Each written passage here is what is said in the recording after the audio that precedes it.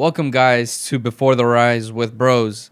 So I, I actually recorded this like 5, 6 times, and I just didn't like the way it came out. One, because I feel like I was trying to be somebody else that I wasn't. I was trying to put up a show, and then I didn't know the direction of where I was gonna take it. I thought maybe I should make it more, like show type, like Jeopardy type of fun type of stuff. But then I thought about maybe I should go super deep and super, super dark. And then I thought, you know what? Let's just meet a middle ground because modesty is the best case in this way. Anyways, Before the Rise, what is it? Why am I here? What am I doing? I'll explain all that in about a second. But I just want to say thank you so much. Thank you to all of you for joining me in this 10 to 15 minute podcast, or, I guess you could say program that I have made. And hopefully you guys enjoy it. So, what is Before the Rise? I'll get to that question first. Before the Rise is a educational and motivational podcast in which basically I challenge the societal beliefs and perspectives that we are currently going through. And then on top of that, help motivate others through the adversity that they have before they make it to the top. So before they actually rise.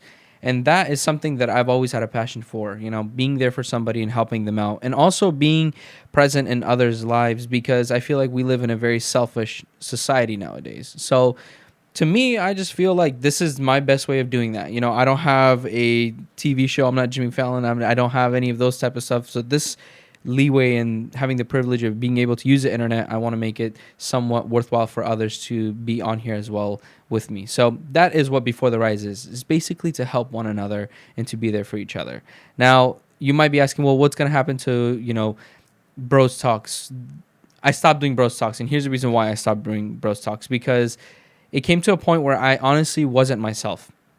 And I realized that because all I was doing is I was trying to paint a picture of someone like these TikTokers do, or these social media experts, or whoever it may be, for myself. And I stopped. And it was weird. It was weird because I had a really, really deep conversation with you guys in 1 minute. So it was kind of hard. It wasn't easy to do so, and I didn't find it amusing after a while. After a certain amount of videos, even though I did have pretty good success with it, with 5,000, 10,000 views, whatever, I just stopped liking it because it was just 1 minute, and you're talking about something like let's say homosexuality or abortion, or you're talking about something lighthearted like haircuts in Turkey, whatever it may be. You just don't have enough time to talk, and I feel like I had to like cut.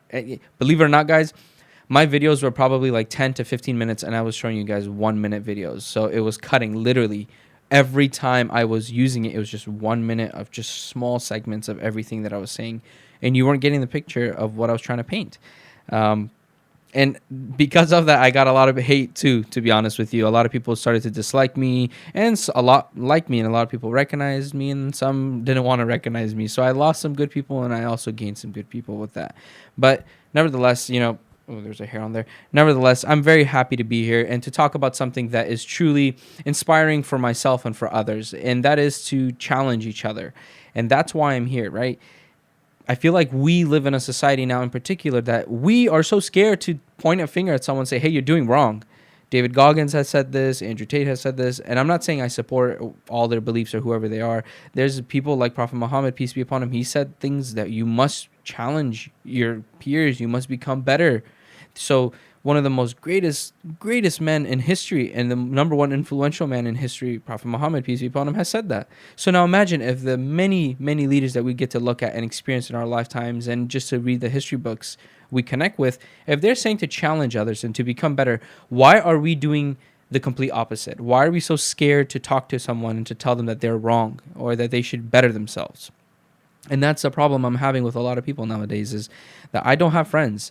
I don't have friends except one, and that's Ilyas, and he's like a family. He's family to me, And I have other peers and I have other friends that I know. It's not like I don't have friends, but the only one that's really, really close to my livelihood is Ilyas, and because he and I, and I'm sure you guys know who he is too from the Biased Minds podcast. Him and I, we understand and we get that sometimes you must do something that's hard for the greater good. So, props to him and shout out to him. He's a great guy, and support him as well too. He's a great realtor and he does great work. So alongside that, you just have a small group of people around you that are like-minded or that try to challenge you and make you better, is basically what has become now for me. So I feel like others have not been able to do that or they are trying to imitate that, but they're doing it the wrong way, which they're showing it off. It's like that guy. It's like one of those guys, you know, those, I don't know if you guys have Instagram or not. I'm sure you do, but it's so funny. It's so funny with those people that say, move in silence. I'm moving in silence. And then you see them literally post every piece of their move that they're doing and the steps of it on Instagram, on Snapchat, saying, moving in silence. It's the key. I'm going to make it to the top. Dude, my guy, my girl, don't do that. Yeah, that doesn't show how well knowledgeable you are or how amazing you are by moving in silence than actually not moving in silence. And it's funny, those people don't do the most. They actually don't do the most. So they're the least progressive people in the world because they're just showing off. It's to show off. So the point, not to get too far from this, is that I've come to a point in my life now where I now legitimately have a very small group. It's so small that I could say it's a circle. It's a circle of house circle. That didn't make sense, but how small of a circle is a period. Think of it as that. So I've come to that point where it's difficult to trust others. It's difficult to share to others without judgment. And it's difficult to challenge others without them getting upset with you. You know how many people are afraid of actually getting, pointed at and saying like, hey, do better? So many. We live in a society now that everybody's scared. Everyone and their mom is scared of, oh, don't try to tell me how to do better. Live your life, better yourself, and then come better me. Listen, if I'm doing something better, then I'm going to tell you. If I'm not doing good at it, I will share my experience and tell you, hey, maybe you have a chance of doing better at this task or whatever this activity is better than me if you just try, because you have more of a privilege or you have more tools to use or whatever it is. But that doesn't neglect the fact that I know something, right? So it's just, we've come to a point now, I feel like everything is just hypersensitive, hypersexualized, and we're living in like an ideological warfare. That's what we're at now. We're not in physical warfare as much as we are in a mental warfare. There's agendas that are being sent out left and right for us to believe things. Like this whole submarine thing. I'm sure you guys know about it. Like, come on, let's be honest with each other. The fact that the submarine exploded or imploded or whatever it was, right? It happened underneath the water, and so many people were on the news for that, right? So many people were watching it. Everybody was in there, and their moms was like, oh my God, this is it. We need to pay attention to this. This is important. X, Y, and Z. Did they actually look at what's going on in the background of everything? For example, one of the things that had happened was the United States passed a law to basically create artificial meat and to produce it, and not only to produce it, but to give it to everyone, basically to release it to the public. No one talks about that. Everyone is only talking about, oh, the submarine imploded. The whole world is talking about that. Or, for example, when they talk about 5 billionaires or millionaires, whatever, that died in that submarine versus the 750-something people that were on the ship that were that were migrants that were trying to leave their country because they couldn't stay there. So there's so much going on. No one talks about the reality of what's going on in the world. It's more so what they're fed. That's why you have people that idolize these celebrities, these singers, these people that don't mean anything. Do you think these people really give, a whatnot about you? Absolutely not. They're making money off of you. And that's why I'm here in this podcast to talk about that. Is to basically tell you, hey guys, wake up. It's time to wake up and to make a difference. Now, I mean, not grab your pitchforks and go outside and start fighting people and be like, let's go kill everybody that's against, being straight or blah, blah, blah. No, don't fight. I'm saying speak up, make it an awareness. Talk about the things that are a taboo now in the culture, not religion, in the culture or in today's society, which is one of them is homosexuality. Now, if you say, oh, I don't go to gay parades or something like that, people think that you hate gay people and that you want to murder them. No one wants to do that. Nobody wants to hurt anyone.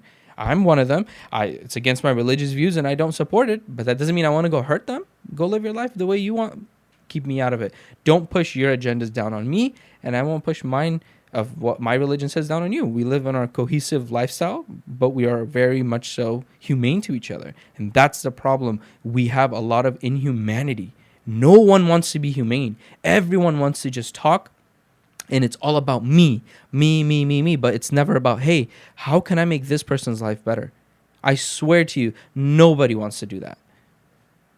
Sorry, I was looking at the time because I'm trying to stay on time.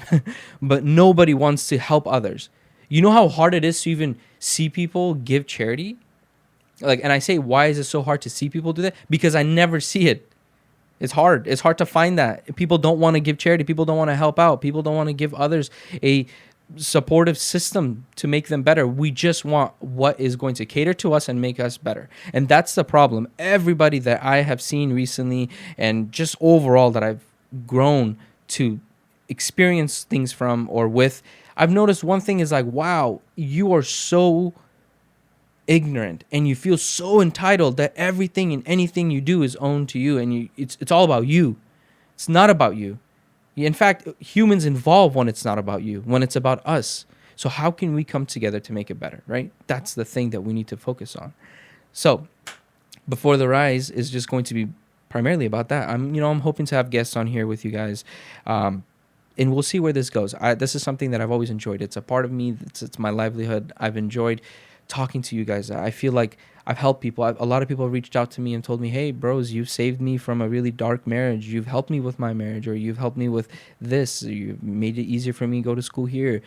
When I do haircuts, people come. A lot of my friends, they sit down. They call it therapy time because they enjoy it so much that I'm actually able to talk to them. And I have always said this. I enjoy it as an experience. I'm not trying to make money off of it or anything. Same with this. This isn't just to make money. I have a job. I do my regular day-to-day stuff. But this is to make someone's life better. And if I can do that through just talking to you guys through a camera and making you guys feel comfortable on your own skin and in your own religion, and to make sure that you are bettering yourself and your surroundings, then I've done my job.